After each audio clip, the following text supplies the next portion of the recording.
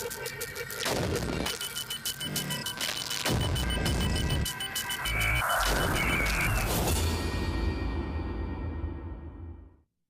добрый вечер, дорогие телезрители. Среда, 19:30, и мы не изменяем своим традициям. Темная студия опять собирает своих обитателей.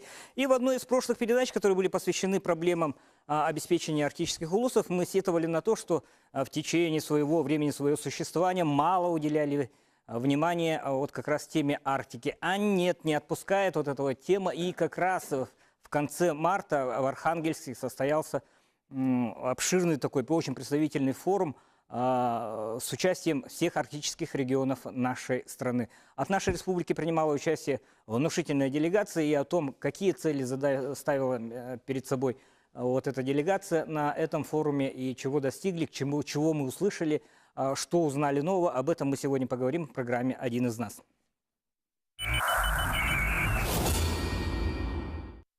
И давайте, друзья, все-таки вот поближе, и все-таки, да, северная рыбка, она, конечно, я вот вспомнил, что буквально одну программу назад мы тут прямо в этой студии кушали вот эту самую рыбку. Ставили очень такие злободневные вопросы по вывозу северной продукции, по обеспечению населения арктических улусов самым необходимым. Люди говорили шокирующие вещи о том, что зимник у них открывался в середине марта, и буквально через 2 недели он закрывался. Как вот за этот сжатый срок обеспечить людей всем самым необходимым. И, конечно же, мы принимаем, конечно, во внимание, что у нас год экологии идет по стране. У вас, кстати, со званием, указ мы читали, да. И все-таки мы перейдем, давайте, к тому, что происходило в Архангельске с участием первого лица нашей страны. Все-таки это прибавило гигантский солидный вес данному мероприятию. И вот о ходе форума немножко, вот, давайте, Владимир Николаевич, с вас начнем.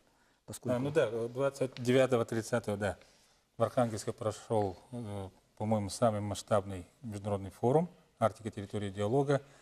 Этому форуму Владимир Владимирович придал особое значение в этом году, подписав распоряжение о том, что этот форум в Архангельске становится постоянной площадкой для обсуждения всех аспектов развития арктической зоны не только Российской Федерации, но и всей глобальной Арктики в целом. Поэтому приглашены были участники со всех арктических стран. Всего где-то 2400 участников собралось в Архангельске. Ну и программа была очень насыщенная. В течение 2 дней прошли большое количество сессий по всем вопросам, темам развития Арктики, но в то же время в рамках этого форума провели свои мероприятия ряд международных организаций, в том числе Северный форум. Ну, в первую очередь надо отметить, что форум начался с заседания Госкомиссии Российской Федерации по развитию Арктики под председательством Рогозина, и где обсуждался проект программы социально-экономического развития арктической зоны Российской Федерации. Конечно, федеральный закон об арктической зоне Российской Федерации пока не принят. Он обсуждается уже с 90-х годов, и в последней редакции из нашей республики пока там присутствует 5 прибрежных улусов. Республика работает над тем, чтобы дополнительно 8 наших улусов были включены. И Совет Федерации, Госкомиссия по развитию Арктики в свое время очень хорошо поддерживали наши предложения. И мы ожидаем, что во время осенней сессии Государственная Дума все-таки приступит к изучению этого вопроса, этого федерального закона. Конечно же, на форуме еще много говорилось о международной кооперации, о снижении напряжения в данном макрорегионе, о возможностях, которые открывает изменение климата для северного судоходства морского или для освоения природных ресурсов. Поэтому практически все федеральные министерства ключевые были представлены на уровне первых лиц, крупные добывающие компании. Мы знаем, что в этот понедельник Роснефть уже начал бурение первой скважины в море Лаптевых у нас уже, на границе с Красноярским краем, Республикой Саха-Якутия в районе Хатанги.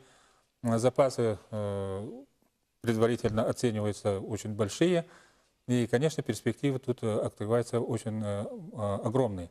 Но в то же время, учитывая, что природа Арктики очень уязвима, большое внимание также уделяется охране окружающей среды, по снижению выбросов, по снижению загрязнения морей, морских акваторий и так далее. То есть речь шла о об очень широком спектре вопросов. Но я думаю, мои коллеги добавят, потому что охватить все сессии было абсолютно физически невозможно в течение 2 дней.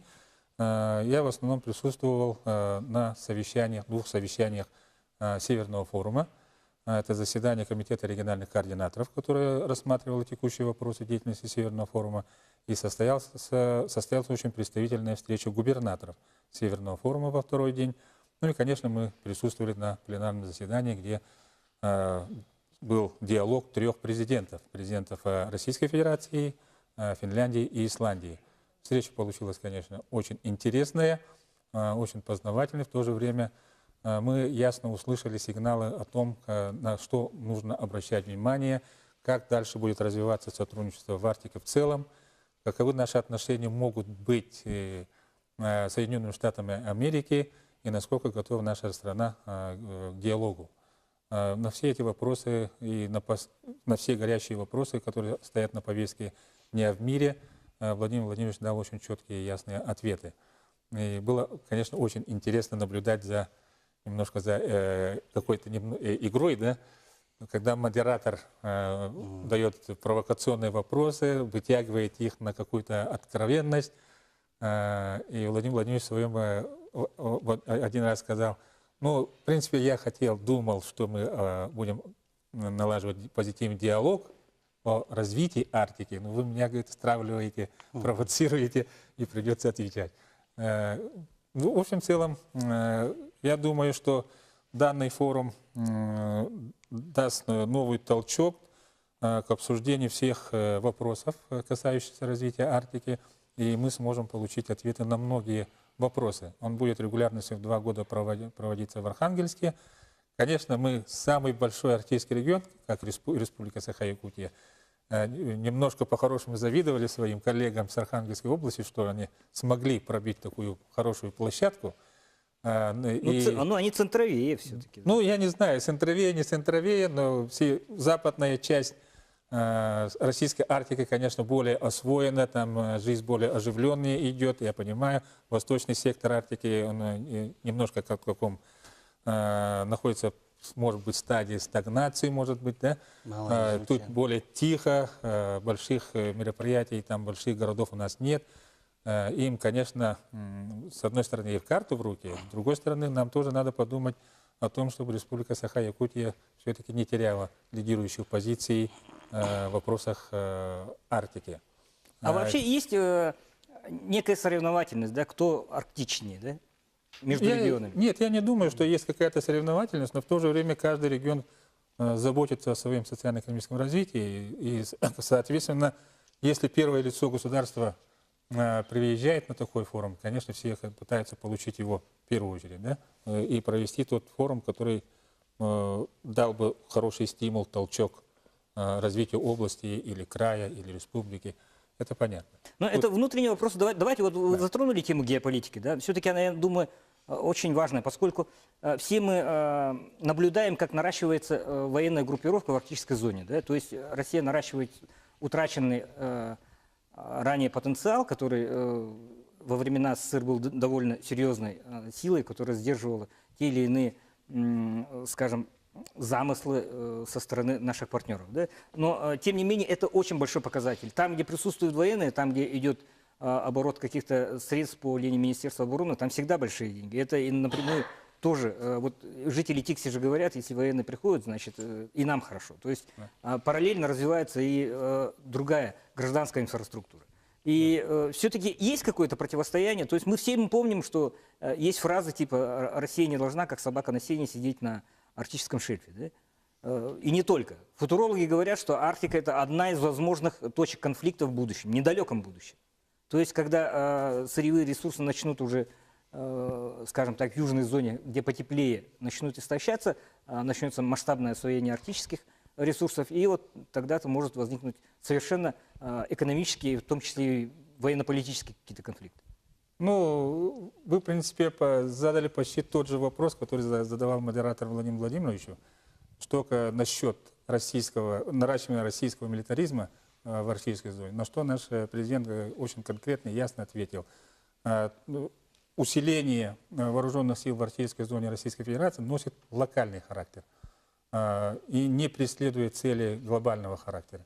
В отличие от России, Соединенных Штатов Америки, вот их наращивание военного потенциала в арктической зоне, в той же Аляске, но имеет глобальный характер, потому что они там размещают системы противоракетной обороны, а мы наземные как бы, войска, центры обеспечения, технические центры обеспечения навигации, мореплавания и так далее.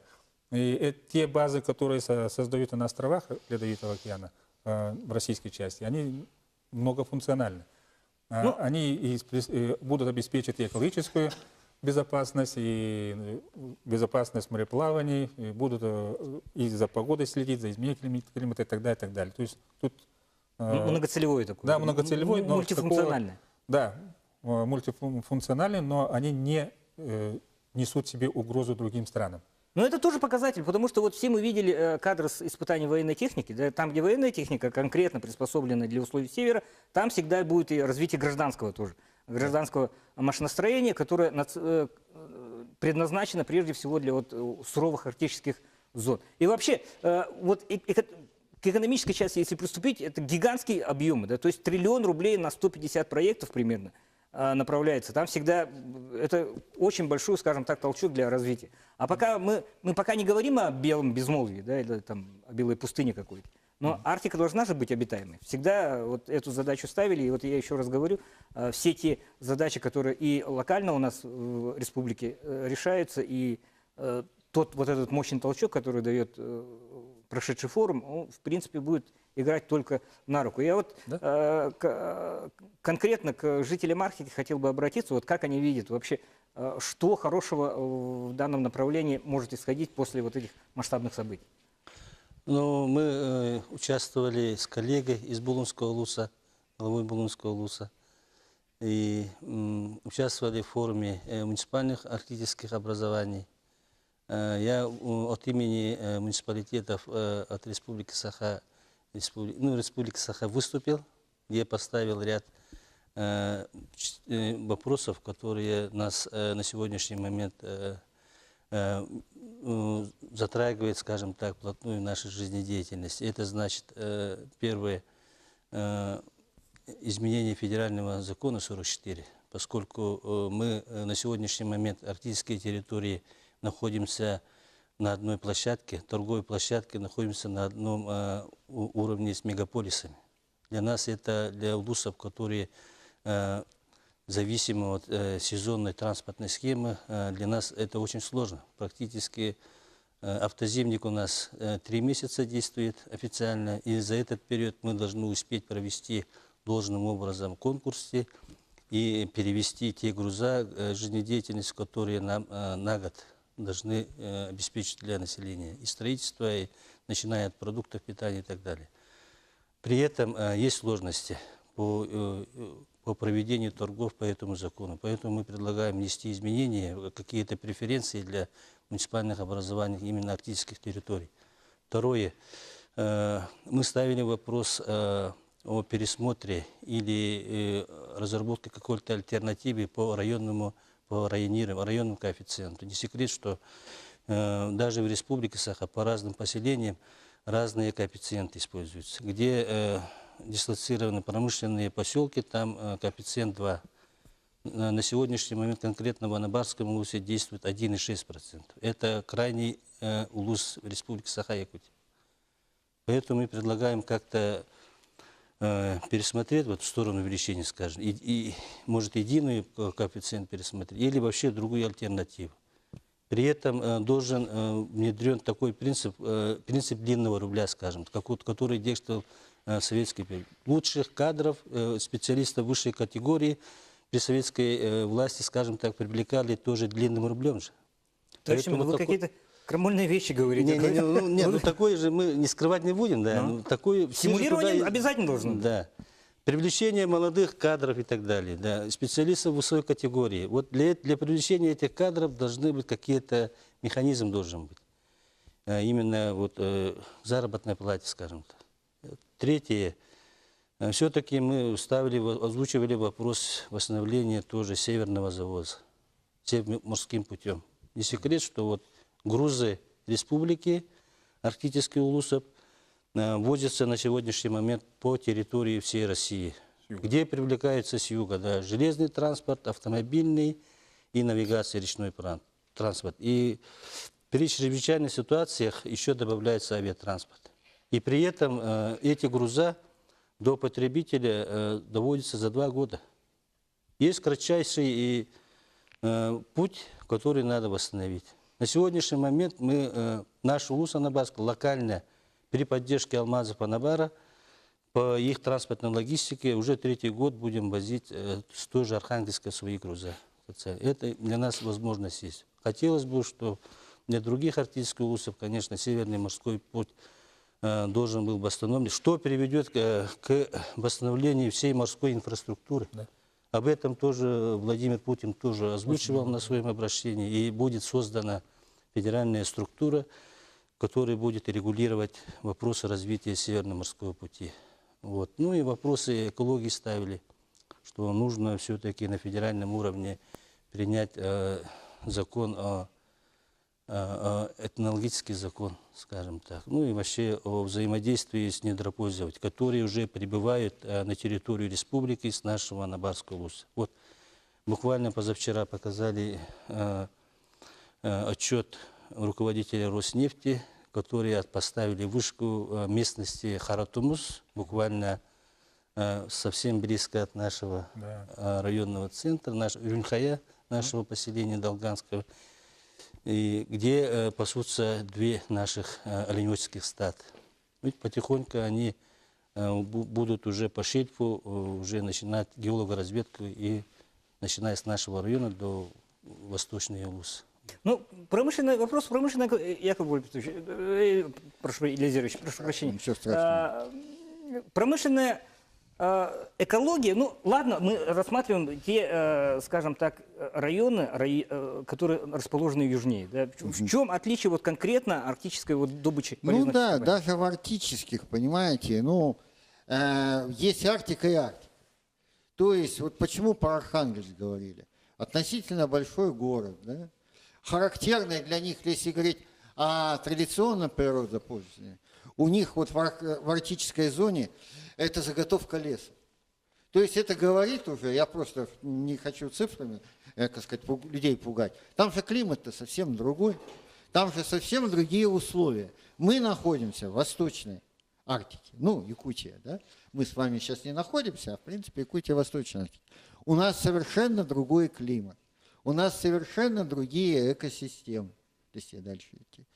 И как бы это ни нравилось тем вот господам, которые в частности этот закон разрабатывают, да, который я не знаю сколько раз мы вносили всякие правки, но без всякого результата, да, его правильно зовут. Это закон горнодобывающей промышленности. Да? Развитие горнодобывающей промышленности в арктических улусах. Вот самый простой вопрос, но тут нет представителя, как я понимаю, промышленности, да, которые вот начали бурить. Вот у меня вопрос, да. Ну ладно, бурить они в условиях такого вот еще могут. А не секрет, что нефтедобывая промышленность сама по себе экологически относительно безопасна. До того момента, когда там начинаются так называемые проливы. То есть нефтезагрязнение. Вот насколько я знаю, нет ни одного реального метода сбора нефти. Я просто говорю о сборе нефти. Проливает, показывают, видели, наверное, нефть собирает, потом боны всякие кидает, специальные там приспособления запускает. Все это в Арктике невозможно среди льдов, правильно? То есть Мексиканский залив не может повториться? Почему? Так вы послушайте меня. В Мексиканском заливе, да, это была ужасная авария, даже там случилось, да? А у нас, значит, естественно, более низкие температуры, ниже надежность техники, что бы ни говорили, будет, да, и полное отсутствие методики сбора в таких условиях той же нефти. То есть все, что прольется, все останется. Вот мне бы казалось, ну вы поймите правильно, я специалист по охране окружающей среды, да? Я все понимаю, как это соблазнительно, запасы, что у нас это сейчас не так хорошо с запасами нефти в стране. Яковлев, давайте мы сразу после рекламной паузы вернемся вот к самой острой. И все-таки год экологии у нас идет, да? К вашей теме, к вопросам экологии сразу после рекламной паузы, которая неизбежна на канале НВК. Угу.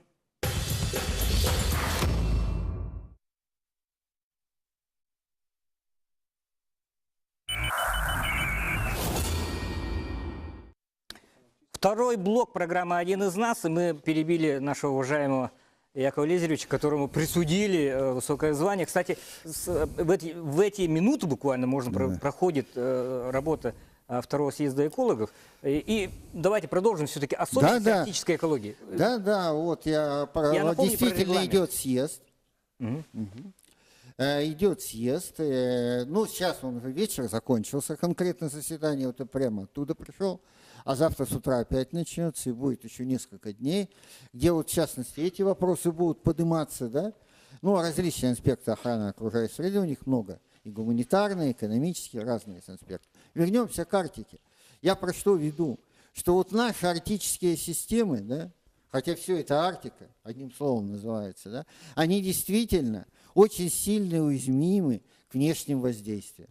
Ну, в рамках этой передачи не стоит объяснять, почему. Ну, просто вот поверьте на слово. Да? Они действительно уязвимы. Это как наземные системы, так и наводные экосистемы. Да? Вот этих арктических морей.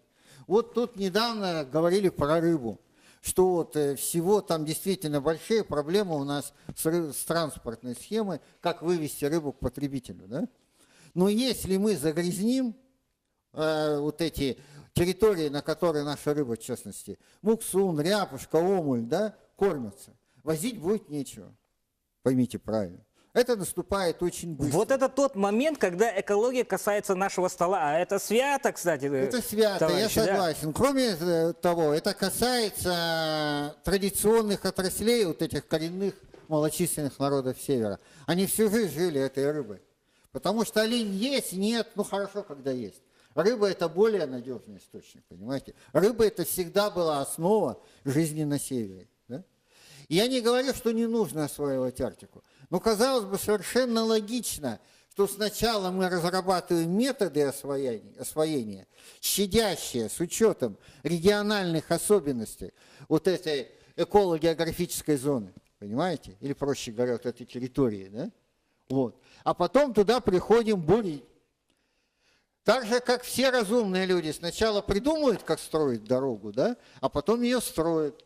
Вот если ее построишь, не придумав, получается так, как получилось. Понимаете?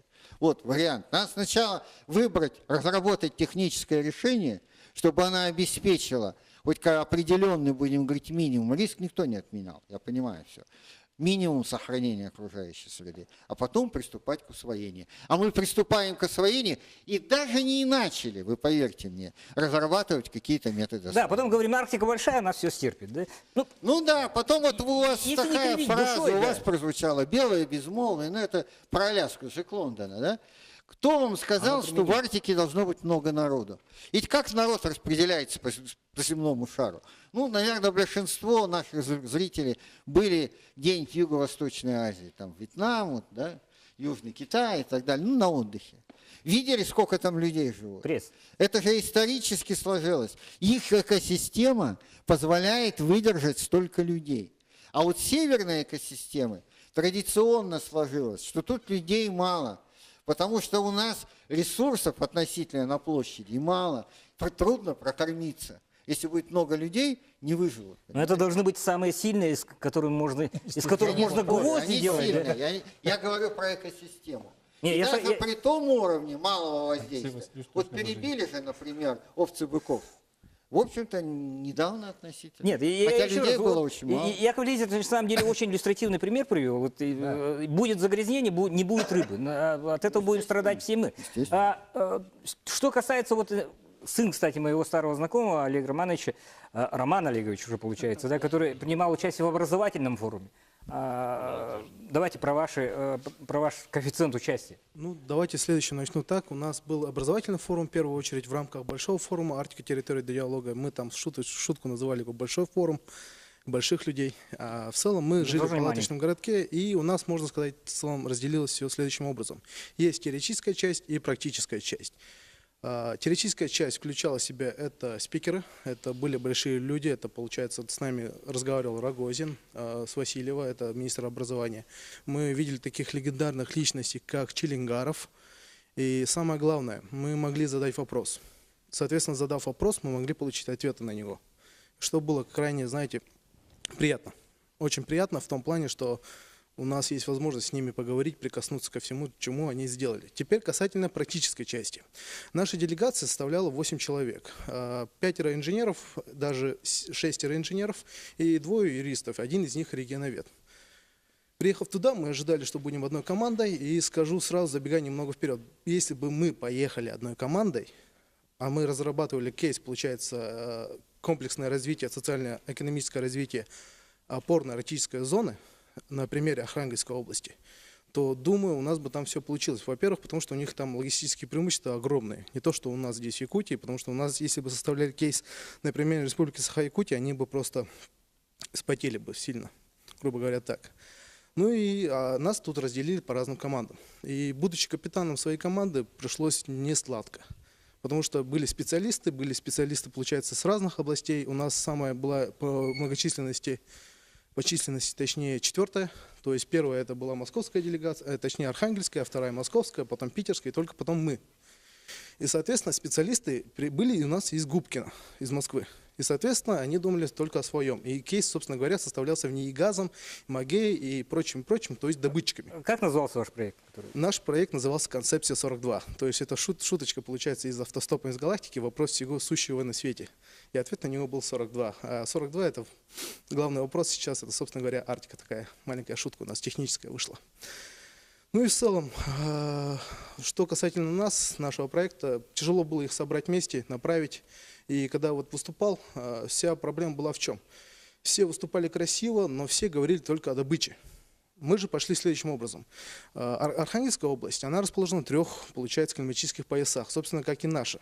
И многие социальные вещи мы переводили с нашей республики. То есть я им рассказывал, как у нас все это происходит. И для них это было, знаете, что для нас уже давно отработанное, известное, для них это инновация. Было смешно.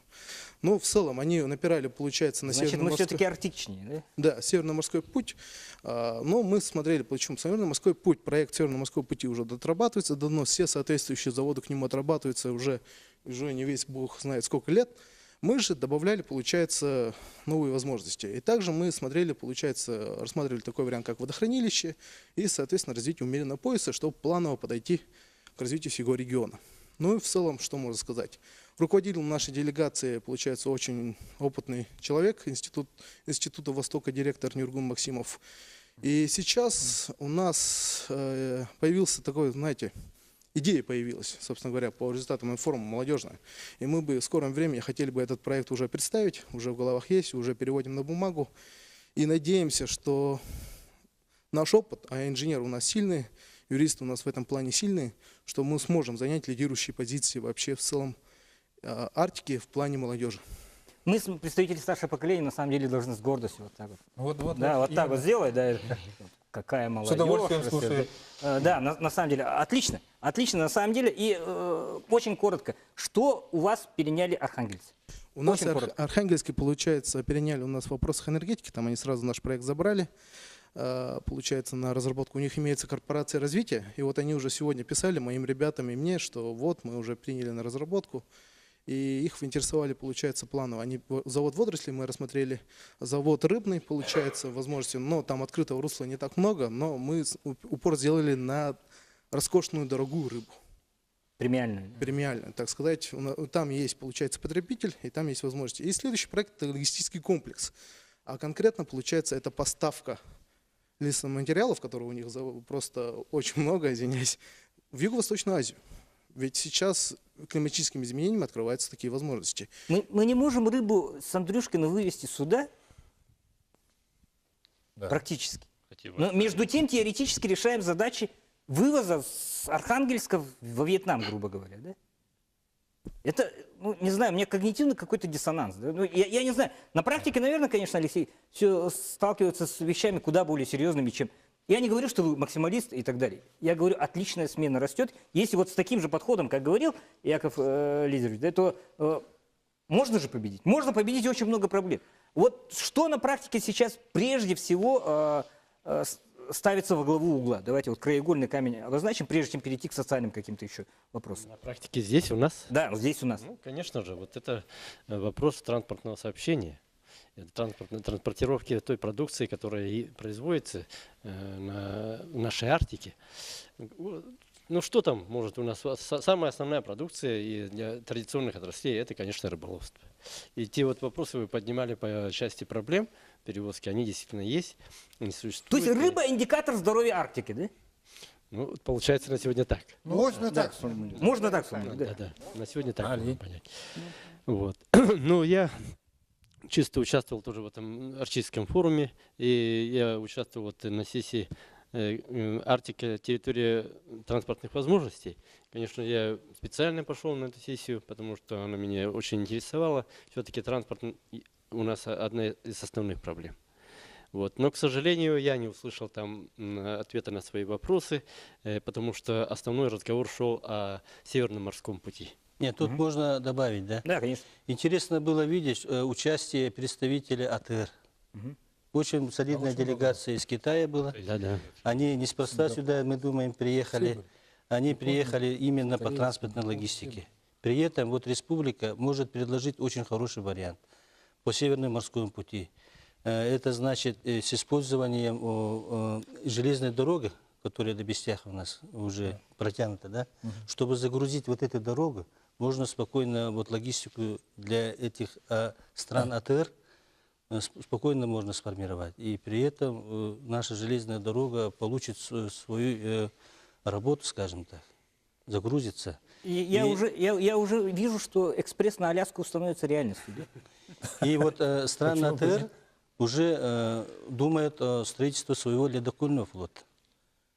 Поэтому вот развитие Северного морского пути, если при хорошем лобби, скажем так, да, и при поддержке федеральных властей через реку Лена и при внедрении вот участия железной дороги Бестяха по Якутии, очень хорошая логистика может, начиная с Китая до стран АТР. Он укорачивает как бы Да. путь, Да. но там есть определенные сложности тоже. Потому что разные виды транспорта, во-первых. Во-вторых, Сколько перевалок? да, несколько перевалок сразу возникает. Плюс надо пересекать границу нашего государства, то есть таможню проходить. Растамаживать, потом опять обратно вывозить как бы из страны.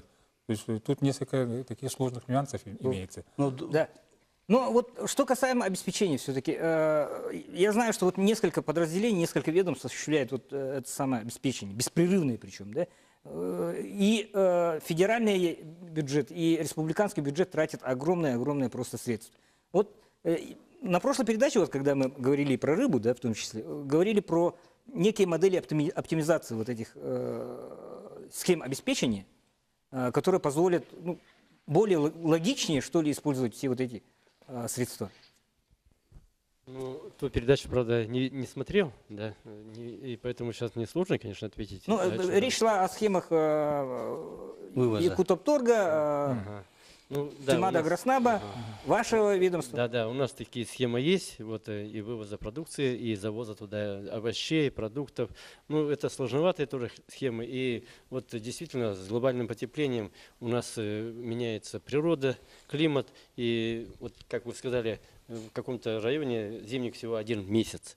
Это, конечно, еще больше усугубляет нашу систему транспортировки, и перед нами, конечно, стоит огромные такие задачи, которые, чтобы как-то вот улучшить всю эту транспортировку, доставку этой же продукции с севера. Но на сегодня, конечно, очень все сложно. И вот о той площадке, где мы были, да, вот я, к сожалению, я туда попал, когда я думал, что будет разговор и о авиатранспорте. Ну вот транспортные, вот пассажирские вот, перевозки тоже же у нас очень в трудном положении. И, к сожалению, на этой площадке об этом разговор вообще не шел. Шел только почему о вы не Северном морском Говорили о пути. горнодобывающей промышленности. А почему не донесли? Почему не донесли? Основной вопрос там был вот Северный морской путь и добыча углеводородов. Вот.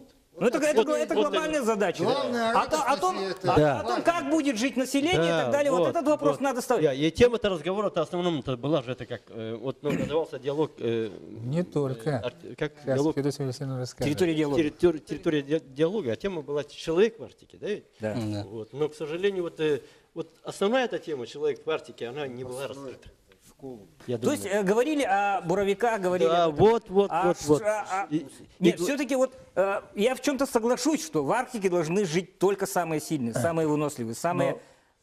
На встречах Арктика Северного должна форума жить, те, как кто раз там человек нужны. все время звучал. Человек, Да. ну, Северный форум, он располагает, он более гуманитарный, он более такой... Все губернаторы об да, этом то есть говорили. не такой сугубо практичный подход, да, где больше, скажем, набурить этих самых углеводородного сырья, да, а о том как раз образовательный, как раз здравоохранение и так далее, и так далее. Вот эти все социальные аспекты, они больше звучат именно конкретно на Северном форуме. И вот вы говорите, семисторонний прям договор был Да, подписан. я, да? во-первых, хочу сказать, это тема Арктика территории диалога. 14 субъектов принимали участие, и многие страны, Финляндия, Норвегия, Исландия, Аляска и так далее. Это действительно дало, наверное, возможность посмотреть на проблему глобально, в том числе человека в Арктике.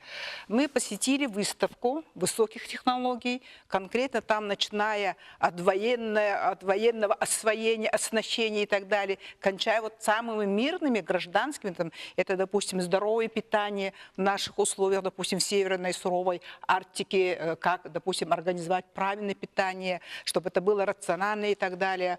Это мы конкретно отрабатывали вопрос подписания соглашения. Соглашение было подписано именно по проекту, который мы инициируем давно и системно проводим это, «Дети Арктики». Вот это будущее Арктики, это дети Арктики. Поэтому, в принципе, продвигая этот проект, мы начали вопрос еще обсуждения в Салехарде, а потом в Архангельске подписание. Подписали семистороннее, это в первую очередь Федеральное агентство по делам народностей, включает расходы конкретно по части реализации данного проекта в свою государственную программу. Далее это ассоциация коренных народов Севера, Сибири и Дальнего Востока. Это вот общественная организация. 5 субъектов. Это Республика Саха-Якутия, Архангельская область. Вот это, конечно, территория, да. Это Ямало-Ненецкий автономный, Ханты-Мансийский автономный, Республика Коми. Поэтому вот семистороннее соглашение подписано именно поддержать этот проект.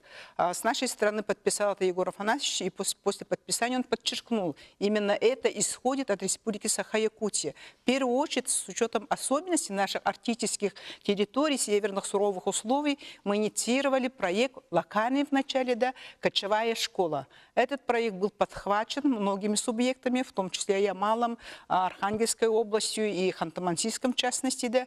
И этот проект дальше будет продвигаться на территории арктической зоны. Почему? Потому что там с учетом освоения новых территорий, с учетом низкой плотности населения, а также тем, что там военная мощь наращивается и так далее, начиная от гарнизонных школ, кончая вот именно созданием условий для детей, кочующих народов, именно для развития традиционного вида хозяйства, в том числе рыболовства и оленеводства и так далее.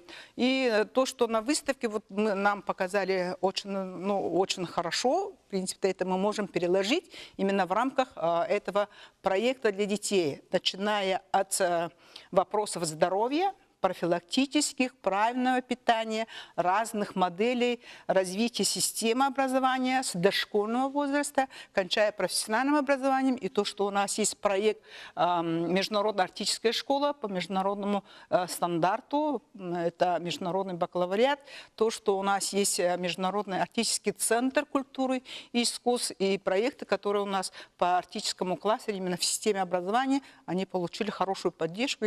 И в целом все субъекты, которые подписали, очень заинтересовались проектом Республики Саха-Якутия. Я просто хотел бы дополнить, да, что я буквально на днях снимал девочку. Есть еще программа, которая вне бюджета финансируется, да? Поиск талантливых детей в арктических зонах. Да? То есть специалисты ВШМ, допустим, выезжают, проводят прослушивание, мастер-классы и тут же забирают детей. У нас малая академия наук, высшая школа музыки и так далее. Финансируется, в смысле, на поступление от Алроса. Да? Шикарный вообще проект «Дети Арктики». И я думаю, что и здравоохранение, вот оснащение высокой технологиями, пунктов здравоохранения в арктических зонах и так далее, все это на самом деле прерогативное направление, которое должны соблюдаться. И мы опять прерываемся на рекламную паузу, и сразу после этого, к завершающей части нашего сегодняшнего состояния приступим. Увидимся сразу после рекламы.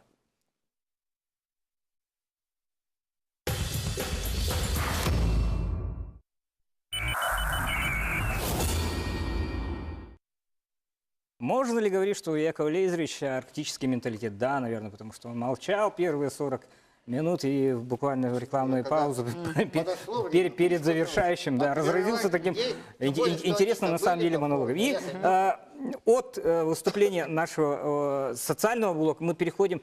На самом деле, вот работа в Арктике требует очень высокого уровня профессионализма. Да? То есть это и экстремальные условия, это и погодные условия, это и соблюдение, крайне важно соблюдение всех требований, да, стандартов, которые в промышленной безопасности и так далее применяются. Да? И в этой связи все-таки обидно, что у нас не арктический университет.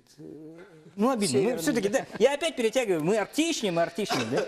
Вы же заключили с арктическим университетом какое-то соглашение? Архангельцы просто первыми, они зарегистрировали торговую марку, да? Бренд «Арктический университет». Надо сказать, что форум проходил в основном на базе Северного Арктического федерального университета, на базе наших коллег.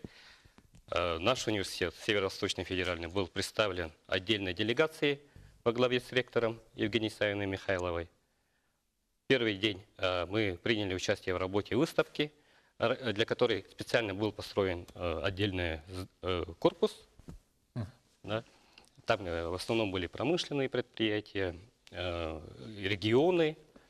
Конечно, наша республика Саха-Якутия была представлена очень так, достойно. И мы представили на этой выставке свои проекты. И в первый день состоялось подписание соглашения с Университетом Арктики, с господином президентом Университета Арктики Ларсом Куллерудом. Надо сказать, что этот университет, консорциум, входит 200 университетов северных. Северо-Восточный федеральный университет наш, он создал Российский университет Арктики. Создал фонд, который поддерживает студентов, аспирантов, которые выезжают в партнерские университеты. Вот. Ну и второй день, 30 марта, мы участвовали в работе сессии. И одна из ключевых сессий была «Арктика. Территория профессионалов», где приняла участие министр науки и образования Российской Федерации Ольга Юрьевна Васильева. И там очень емко выступила наша ректор Евгения Исаевна и предложила создать ТАСЭР «Арктика» кластерного типа на базе СВФУ. Ну, если очень коротко. То есть это проекция некого дальневосточного опыта на территории куда севернее, да? Ну, можно сказать и так, наверное. Можно так сказать, да? Так сказать. Очень много то, что наработано в республике, сейчас принимается другими субъектами именно арктической зоны. В том числе вот наработки Северо-Восточного федерального университета, наработки наших учителей и так далее, да, и то, что вот сегодня есть конкретно в республике, начиная от телемедицины, да, кончая высокими технологиями в разных отраслях. Ну, Роман еще упомянул тут Arctic Skills, это, ну, сейчас же очень модно, это World Skills. Компетенции, да. Да, помимо, получается, того, что в Арктике куча своих географических проблем такого рода и экономических проблем, еще есть кадровый голод, именно рабочих. И, соответственно, Васильева Ольга Юрьевна, она конкретно дала понять, что WorldSkills – это стандарт. А, соответственно, у нас есть чем ответить. Это Arctic Skills. Когда я у нее спросил по Arctic Skills, она сказала «отлично». И после этого очень-очень похвалил наш университет за то, что мы, собственно говоря-то, и занимаем лидирующие позиции по этому вопросу, что и признал, собственно говоря, и губернатор Архангельской области. Поэтому можно смело сказать, что в том проекте, который мы будем предлагать, это будет упоминаться, потому что у нас имеется, грубо говоря, сам являюсь экспертом WorldSkills российским, СФУ должен стать центром. Что компетенции именно в образовании, даже там термин какой-то, вот, можно сказать, придумали и дальше будут продвигать, это арктический стандарт образования. Это тоже с учетом специфики, именно и в целях подготовки будущих кадров, ну, для освоения Арктики, в целом развития Арктики, и чтобы люди в этих суровых условиях жили, какие условия должны создавать. Вот именно начиная от рабочих кадров, кончая именно профессионалами очень высокого уровня. Ну, я хотел бы перейти еще к тому, что вопрос такой общим всем участникам. Насколько громко звучал голос нашего региона, нашей республики в тех направлениях, которые вот упомянули же насчет субсидирования транспортных перевозок, гражданских, ну, пассажирских перевозок, да? Я считаю, что этот вопрос это максимально острый, поскольку ну, в него конкретно утыкается даже вот и низкий профессионализм. Да? Люди просто не имеют возможности выехать куда-то на учебу. В него упирается и обеспечение вот, всем необходимым арктической. Ну, насколько вообще в глобальном целом голос республики был услышан вот на таком высочайшем уровне? Ну, я думаю, абсолютно могу уверенно сказать, что голосу республики нашей всегда прислушивались и прислушиваются. Тем более у нас была самая представительная делегация, ну не считая Архангельской области, да, выступали и участвовали во всех ключевых сессиях, в том числе вот в молодежном форуме. Егоров Иванович выступал по северным опорным зонам, по развитию транспортного составляющей и инфраструктуры Северного морского пути в целом. Участвовал в заседании Госкомиссии по развитию Арктики, где тоже очень хорошее выступление делал. Да? И, конечно же, очень такой, как практически программную речь произнес на встрече губернаторов Северного форума. Дал тон всему обсуждению, где присутствовало 10 губернаторов и 5 вице-губернаторов. То есть это очень большая встреча была. И вот Тарас Попов, из нашего постоянного представителя Москвы по энергетике, очень хорошее выступление сделал, Евгения Исаевна уже сказали. И по всем, где экспозиционная часть была, все тоже отмечали, что республика очень хорошо представила свой потенциал, хотя площадь экспозиции была совершенно маленькая. И, конечно же, дегустация традиционных блюд коренных народов Севера, где Якутия как бы вместе с Ассоциацией оленевода мира курировала весь этот проект, вызвало огромнейший интерес. И практически все ключевые участники форума побывали на этой площадке, и где постоянно звучало Якутия, Якутия, Якутия. Но это индикатор качества жизни, Владимир Николаевич. Да. Согласитесь? Да, Еда, стол, вот та самая свежая рыба, И свежая потом, ягода, мясо оленя, это индикатор качества жизни. Да, и мы с собой взяли еще группу Айархан, которая выступала на богатой культурной программе и вызвала по-настоящему фурор среди всех участников. И все говорят, вот Якутия богата не только там промышленностью и так далее, но и культурой, традициями. Вообще очень красиво все это выглядит. Самое главное, чтобы в том триллионе, которое вот запланировано на арктические вот эти программы, да, нашлось достойное место конкретно нашим направлениям, конкретно нашим проектам. И по части вот Северного морского пути, и по части транспортных каких-то схем, которые, я надеюсь, оптимизируются наконец. Потому что качество жизни северян нужно повышать. Вот это же главное, которое ставили не только вот этих, как вы назвали, длиннорублевщиков? Не только, тема человек в Арктике. Но и коренных жителей, да, вашего населения, населения ваших клуссов. В этот триллион войдут 150 проектов, и 42 из них в настоящий момент касаются республики. И больше 30 инициированы самой республикой. И плюс федеральные органы исполнительной власти добавили еще хороший проект. То есть треть вот этого триллиона как бы должно осуществляться уже на нашей территории. На нашей территории. То есть этим мы показываем свою, как бы сказали, арктичность. Да? Вот именно повышение качества жизни северян в арктической зоне и посвящена вот созданию ТАСЭРа «Арктика» при нашем университете. Вот, университет уже строит дома из автоклавного монолитного пенобетона, создает скрининг здоровья населения, мониторинг здоровья, экологические исследования мы проводим. Очень много. 24 малых инновационных предприятия в университете существует сейчас. И университет предлагает весь свой научный, образовательный, кадровый потенциал, чтобы качество жизни населения на севере повысить. Я сам с арктической зоны, поэтому я хорошо знаю, насколько трудно сейчас. На самом деле это страшно, когда нет... Это мы привыкли к сотовой связи, да? Это мы привыкли к тому, что можно сесть в автобус и уехать до близлежащего райцентра, да? А как, допустим, быть, я не знаю, вот Алёринское хозяйство, представитель на прошлой передаче был, да, и говорит, извиняюсь, у меня 15 марта зимник открылся, и 2 закроется. Эти реалии, ну, я не знаю, они могут шокировать любого непосвященного. Для нас это обычная жизнь.